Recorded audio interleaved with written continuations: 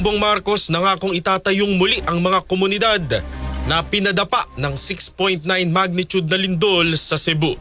Kasama natin live si Radyoman Chanel Salazar. Network News.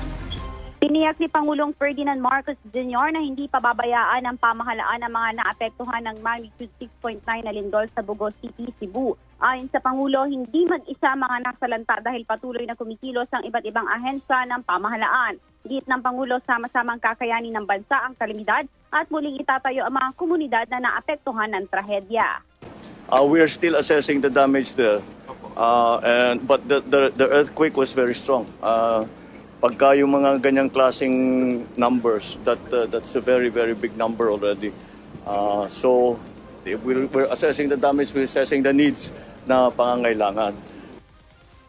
Ngayong araw ay nasa Bogo City si Pangulong Marcos para matukoy ang mga pangunahing pangangailangan ng mga apektadong residente at matiyak ang mabilis na pagbibigay ng ayuda at suporta ng pamahalaan. Partikular sa kanyang inikutan ang SM Cares Village Housing, Archdiocese of San Vicente Ferrer Parish Church at Cebu Capitol Hospital. Sa ngayon, nagsasagawa na rin ng situation briefing si Pangulong Marcos sa Bogo City Hall grounds para malaman ang pinakahuling sitwasyon tungkol sa nangyaring kalamidad. Kasama mo sa DZXL RMN Manila, Radyoman Chanel Salazar, Tatak RMN. Maraming